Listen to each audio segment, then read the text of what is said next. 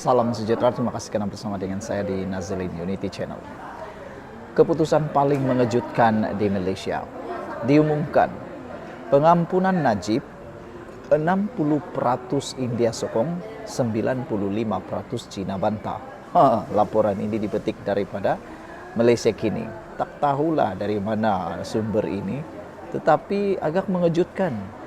Bagaimana pula 60% India menyokong, 95% pula Cina bantah. Kenapa pula dua bangsa ini saja yang keluar?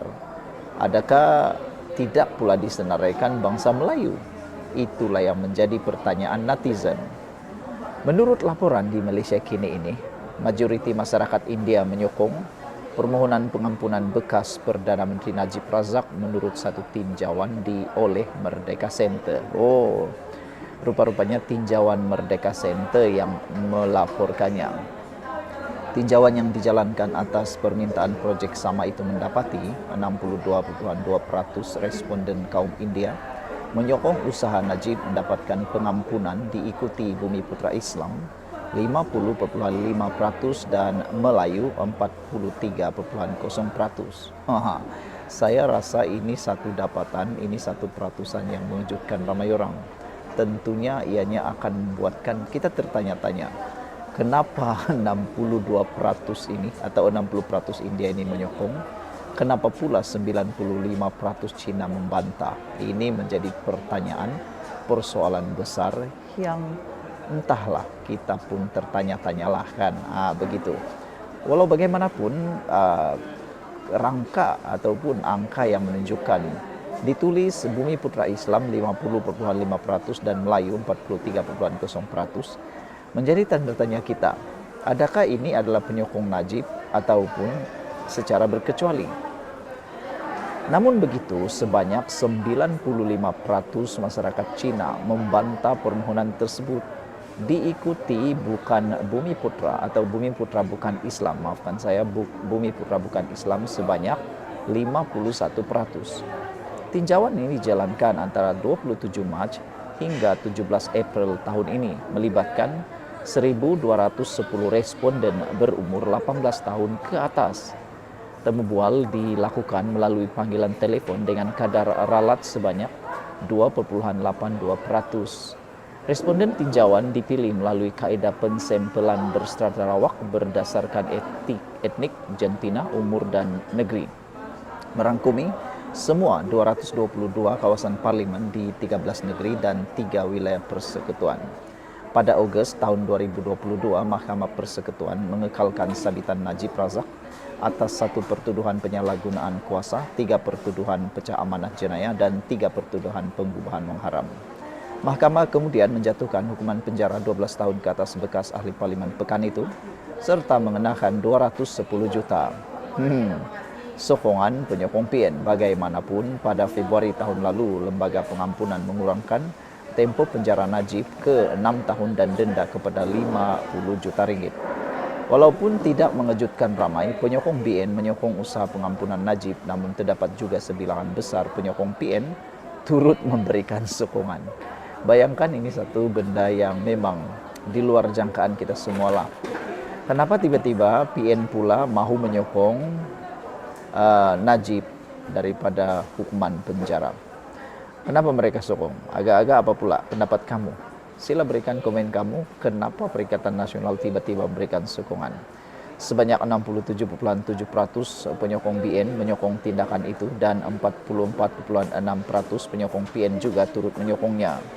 Bagi gabungan Parti Sarawak GPS, Gabungan Rakyat Sabah dan Warisan, kadar sokongan berada pada 39.2%.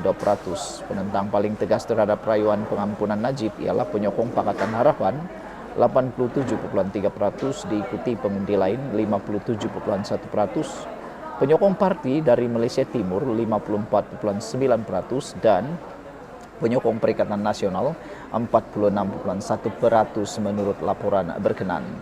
Mengenai persoalan tentang hukuman asal 12 tahun penjara dan denda 210 juta ke atas Najib, Merdeka Center melaporkan lebih 85% responden merasakan tiada keperluan untuk pengurangan hukuman tersebut. Kira-kira 44.3% menganggap hukuman 12 tahun penjara dan denda 210 juta itu setimpal dengan jenayah yang dilakukan. Sebanyak 40,8% pula menganggap hukuman itu terlalu ringan. Ini mencadangkan bahwa 85,1% responden tidak melihat keperluan untuk meringankan hukuman atau menukar penalti asal. Menurut laporan itu lagi, dua pendirian utama sama ada hukuman setimpal atau terlalu ringan merupakan pendapat paling populer merentasi pelbagai segmen masyarakat. Dalam kalangan responden Melayu, 44,2% menganggap hukuman itu setimpal, manakala 41,4% menganggapnya terlalu ringan. Malah dalam kalangan responden yang cenderung kepada BN, 48,9% bersetuju hukuman itu wajar, sementara 32,8% menganggapnya ringan. Ratusan yang melihat hukuman itu ringan lebih tinggi dalam kalangan graduan college dan mereka yang berpendapatan isi rumah 4.000 ke atas. Wow, ini satu dapatan yang luar biasa. Berapa komen daripada netizen tentang isu ini? Harimau satu kata, kaum ini nak bersihkan nama Jolo. Walaupun satu dunia tahu Jolo ini perasuah nomor 1. Walaupun penglibatan Jolo dalam 1MD begitu besar, mereka jarang cakap pasal Jolo, kata Harimau satu. Black Panther kata, ada yang menuduh kaum Cina suka berasuah. Tapi kenapa mereka yang paling ramai benci tokoh rasuah, kata Black Panther. Sebelum kita berpisah, jangan lupa tinggalkan komen Anda, tekan butang subscribe. Jumpa lagi, bye-bye. Salam sejahtera, terima kasih karena bersama dengan saya di Nazarene Unity Channel. Ada orang kata padan muka Papa Gomo. Siapa suruh dah terlalu mencari populariti, publicity murahan sampai sanggup melakukan kebodohan melampau di mahkamah, kata mereka. Baru-baru ini Papa Gomo sudah memohon maaf dan Ketua Polis Negara sudah memberikan kemaafan. Tapi tindakan Papa Gomo yang macam tidak menyesal, macam tak ikhlas, membuatkan beliau kini dalam masalah yang besar. Orang kata, jangan salahkan orang lain, salahkan diri sendiri, karena membuat diri sendiri dalam bahaya. Jangan pula salahkan diri orang lain.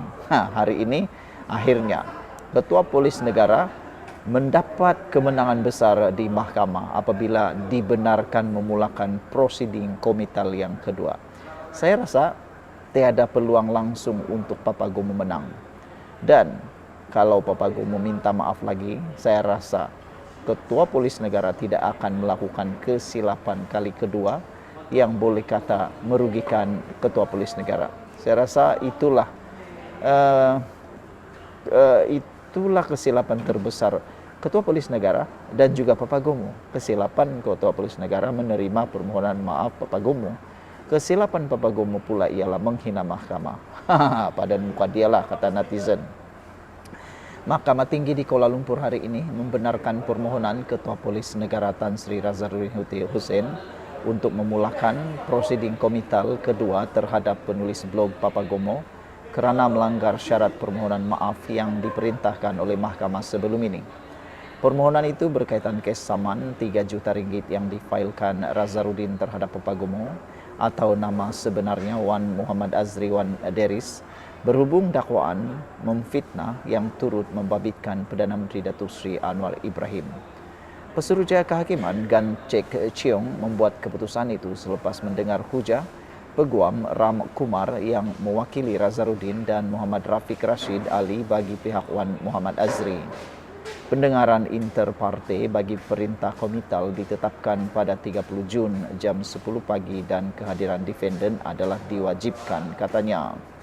Mahkamah turut memerintahkan penulis blog itu memfailkan afidavit jawapan pada atau sebelum 23 Mei ini, manakala afidavit balasan Razaruddin pada atau sebelum 6 Jun serta hujahan bertulis atau pada sebelum 20 Jun. Terdahulu Ram Kumar berhujah defendant sepatutnya mendiamkan diri selepas membuat permohonan maaf di mahkamah pada 30 April lepas. Pada 1 Mei lepas, defendant dengan sengaja menerbitkan satu video menerusi TikTok Papa Azri serta YouTube Se-Azri dan kenyataan itu bertentangan dengan permohonan maaf yang telah dipersetujui dalam perintah komital sebelum ini. Permohonan maaf itu tidak ikhlas dan tidak diterbitkan melalui akaun media sosial yang sama seperti perintah mahkamah. Permohonan maaf di media sosial yang diiringi latar belakang muzik Maafkan Kami daripada sedutan filem Pendekar Bujang Lapuk, arahan Allahyarham Tan Sri P. Ramlee adalah suatu jenaka, katanya. Muhammad Rafiq pula berkata anak buahnya tidak berniat mempermainkan arahan mahkamah dan permohonan maaf itu telah disiarkan di media sosial defendant serta dilaporkan oleh pihak media. Pada 5 Mei lepas, Razarudin memfailkan notis permohonan ex parte bagi mendapatkan perintah pengkomitan itu agar defendant ditangkap dan dihadapkan ke mahkamah serta dipenjarakan kerana menghina mahkamah. Razarudin berkata ini kerana defendant gagal mematuhi syarat untuk memadamkan terbitan video berkaitan fitnah terhadap beliau bertarikh 14 dan 15 Januari selain tidak menyiarkan permohonan maaf yang dibacakan di mahkamah pada 30 April di platform media sosial YouTube, TikTok, X dan Telegram. Sekian dulu untuk kali ini dan lebih hebat lagi, instruksi melarang Wan Muhammad Azri dan wakilnya daripada menerbit menyiarkan kenyataan fakta di semua platform media sosial sebenarnya ditujukan kepada Razarudin Hussein. Sekian dulu, kita jumpa lagi. Bye-bye.